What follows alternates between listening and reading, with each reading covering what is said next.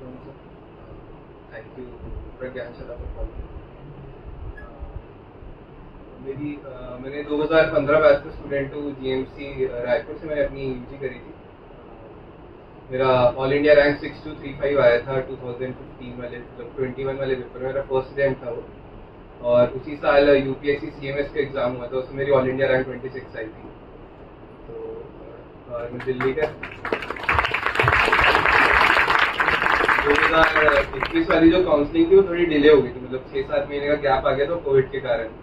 तो इसलिए मेरा गैप उस वजह से जो सबका ही आया, तो इसलिए वो डिले हो गया। फिर मैंने जीएम्स भोपाल से सर्जरी उठाई थी।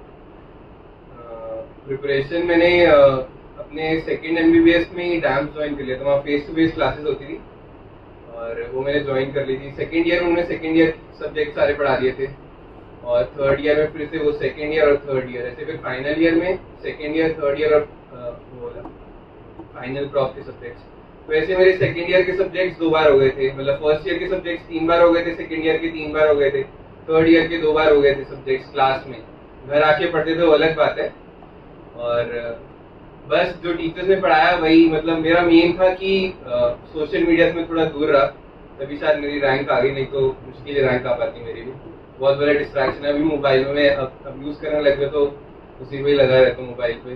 तो बस मैं यही कहना चाहूंगा कि बच्चों से कि अपने जूनियर से कि थोड़ा सोशल मीडिया को कम कर दें, वही सबसे बड़ा फैक्टर है रैंक लाने में। और स्पोर्ट्स करना बहुत बहुत ज्यादा जरूरी है, मतलब जितना टाइम पढ़ाई के लिए इम्पोर्टेंट है उतना ही टाइम अपनी फिजिकल हेल्थ पे देना ही बहुत ज्यादा इम्पोर्टेंट है। अपनी मेंटल हेल्थ पे टाइम देना, जैसे भी साइकेट्री वाले सर ने बताया कि मेंटल हेल्थ, उस पर भी ध्यान देना ही बहुत बहुत ज्यादा इम्पोर्टेंट है।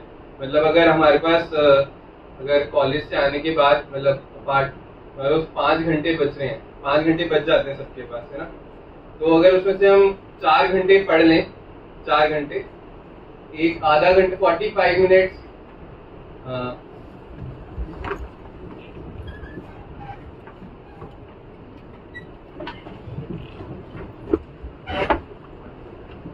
45 मिनट्स कोई भी physical activity, may it be jogging, running, cycling, swimming, gymming, whatever it is, whatever suits you. और फिर 15 मिनट मेडिटेशन।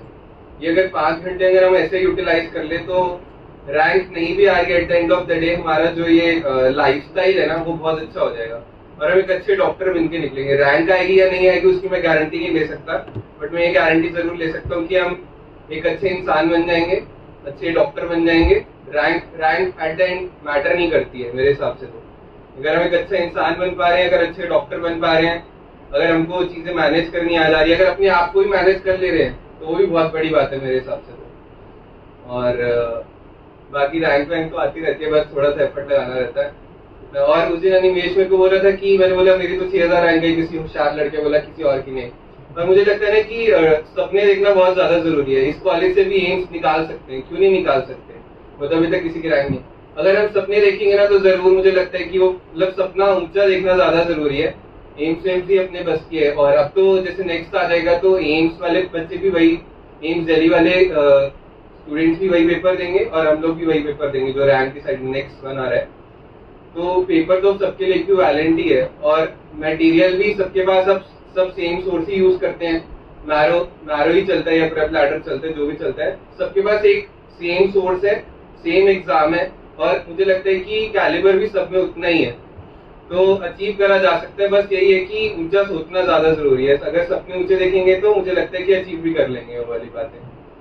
और ये जैसे 5 घंटे वाला मैंने बताया, ये फॉलो करना जरूरी है। और surgery as a career option ठीक है, मतलब सर्जरी में ऐसा है कि मेडिसिन आप देते हो उसको टाइम लगता है एक्ट करने में। सर्जरी का है कि तुरंत इंसिजन दिया, ऑपरेट किया, बंद लगाया, तुरंत रिलीफ, इंस्टेंट रिलीफ मिलता है पेशेंट को। और जो उसकी जो सेटिस्फैक्शन मिलता है, वो जो स्माइल लेके जाता है जस्ट ओटी के बाद पेशेंट, वो अनमैचेबल है, कोई और ब्रांच नहीं दे सकता है। और अब तो इतना इतना वाइड अरीना है, paediatric surgery, plastic surgery, cleft lip है किसी को, कोई और ब्रांच नहीं हैंडल कर सकती, सिर्फ सर्जन ही डील कर सकते। और जो किक मिलता है ना, ट्रॉमा में एक पेशेंट आया, हाथ कट के आया, उसको अगर आपने मतलब प्लास्टिक सर्जन उसको रिपेयर कर देता है, पहले बोन रिपेयर होती है, उसके बाद प्लास्टिक सर्जन नर्व, आर्टरी, और वो जब रिपेयर करके हाथ में मूवमेंट आती है, वो जो सेटिस्फैक्शन मिलता है वो अनमैचेबल है। उसको फिर वो जो किक आती है ना, मतलब वो किसी और ड्रग में नहीं है, उसी में ही है, वो सर्जरी में ही है वो। तो सर्जरी से मतलब मुझे लगता है कि बहुत खूबसूरत ब्रांच है, जिसको पसंद आ जाती है उसके लिए तो बहुत ही अच्छी ब्रांच है। अच्छा, अब नेक्स्ट पे थोड़ा डिस्कस कर लेते हैं। 2019 से शायद पहला बैच नेक्स्ट देगा, और जो इंटर्न्स और पोस्ट इंटर्न्स है उनके लिए NEET PG 24 as a interim measure रखा गया है। मैंने भी ज्यादा पढ़ा नहीं है, तो जितना मेरे को बेसिक आइडिया उतना मैं डिस्कस कर लेता हूँ। साल में 2 बार नेक्स्ट होगा, नेक्स्ट वन मतलब 2 बार होगा। नेक्स्ट वन के लिए ये रखा गया है कि अभी नवंबर में, अभी 28 जुलाई को उसका मॉक एग्जाम है। अभी 28 जून से रजिस्ट्रेशन स्टार्ट हो गया और 28 जुलाई को उसका मॉक एग्जाम है। क्या क्या सब्जेक्ट्स आएंगे? 5 डे एग्जाम, ठीक है। कैसे क्या क्या पैटर्न है उस नेक्स्ट वन का, अभी नेक्स्ट वन डिस्कस करेंगे। नेक्स्ट वन बेसिकली नेक्स्ट जो है ना, वो यूएसएमएलई को रिजेंबल कर रहा है। जैसे यूएसएमएलई में एमएलई यूएस के जो एग्जाम होते हैं, लाइसेंसिएटिंग एग्जाम, उसमें भी 3 स्टेप्स रहते हैं rather. Step 1 is theory exam, step 2 is again theory exam, step 2 सीखे जब यूएस जाके जो उनका ऑस्की वगैरह देना रहता है। तो नेक्स्ट वन अभी हमारा रहेगा फाइनल ईयर के सब्जेक्ट्स एंड थर्ड प्रॉफ के सब्जेक्ट्स, और वो सबको ऑल इंडिया सेम रहेगा। अभी पहला जो शेड्यूल्ड है वो नवंबर में शेड्यूल्ड है। Next one 5 day exam. तो सबसे पहले क्या सब्जेक्ट आएगा उसमें? Medicine and allied subjects. Allied subjects क्या हो गए मेडिसिन के? स्किन हो गया, ठीक है। साइकेट्री इज अलाइड सब्जेक्ट, उसमें 120 question and 3.5 exam. Pre lunch हो गया। पोस्ट लंच क्या टॉपिक है? Post lunch is paediatrics, 60 question and 90 minutes. Next फिर एक दिन का ब्रेक है उसके बाद, फिर उसके उस दिन क्या होगा? नेक्स्ट डे क्या होगा? Surgery and allied subjects, 120 question and 3.5 exam. Surgery के अलाइड सब्जेक्ट्स क्या हो गए? रेडियो एंड एनेस्थीसिया, और उसके बाद पीडियाट्रिक्स, उसके बाद ईएनटी एग्जाम। नेक्स्ट डे और फिर एक दिन का फिर और गैप, फिर ops and gynae 3.5 exam, and next is ENT ophthalmology, sorry. ये 3 डेज का एग्जाम ऐसे उन्होंने 5 दिन में कवर करना है अभी। और अगर इसमें पांचों सब्जेक्ट्स में इंडिविजुअली पास होना जरूरी है, और 50% से ज्यादा हर एग्जाम में आने चाहिए, तभी आप क्वालिफाई कर पाओगे एग्जाम। और जो ये टोटल स्कोर आएगा यही डिफाइन करेगा आपका पीजी एंट्रेंस के एग्जाम मार्क्स के लिए, मतलब पीजी सीट्स के लिए। और it will also act as a licentiating exam to enter the internship. जो एग्जाम पास नहीं कर पाएगा उसको इंटर्नशिप डिले हो जाएगी, फिर जो नेक्स्ट साइकिल होगी उसकी वो मई में होगी, नेक्स्ट जो एग्जाम होगा। अगर मान लो कोई एक एग्जाम में फेल कर गया, मतलब मेडिसिन एंड लाइफ सब्जेक्ट्स वाले में फेल कर जाता, तो फिर क्या केस सिनेरियो बनता है? इसका ये है कि मैं 3 मतलब एक साइकिल होती है नवंबर टू नवंबर में क्या आ जाएगा? नवंबर वाला एग्जाम आ जाएगा, मई वाला नेक्स्ट वन आ जाएगा, और नेक्स्ट नवंबर वाला एग्जाम आ जाएगा। मुझे इस साइकिल में पूरे के पूरे 5 सब्जेक्ट्स पास करने हैं, मतलब ये जो सब्जेक्ट्स है 5 डे वाला एग्जाम शेड्यूल है, ये टोटल मेरा पास हो जाना चाहिए, तभी मैं इंटर्नशिप स्टार्ट कर पाऊंगा। और इंटर्नशिप स्टार्ट करने के बाद, इंटर्नशिप जब मेरी खत्म हो जाएगी तो मैं नेक्स्ट 2 के लिए एलिजिबल हो जाऊंगा। वो जो नेक्स्ट 2 एग्जाम है वो सिर्फ पास और फेल एग्जाम है, उसमें कोई मार्क्स नहीं होंगे। अगर मैं नेक्स्ट 2 भी पास कर लेता हूँ तो फिर मैं पीजी की सीट के लिए एलिजिबल हो जाऊंगा। तो यही है नेक्स्ट का कंसेप्ट। तो किसी और को कुछ पूछना है इसके बारे में?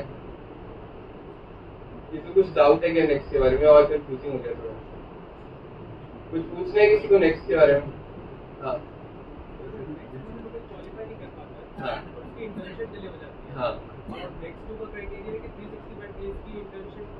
हाँ। तो तू मान ले नवंबर वाले 23 अभी जो होगा एग्जाम, उसमें बैठा और किसी एक सपोज एग्जाम में फ्लंक कर गया, तो तू इंटर्नशिप स्टार्ट नहीं कर पाएगा। तू क्या करेगा? मई में जो दोबारा नेक्स्ट वन होगा ना, उसमें बैठेगा। अब जब तू वो पास कर लेगा तब तेरी इंटर्नशिप स्टार्ट होगी।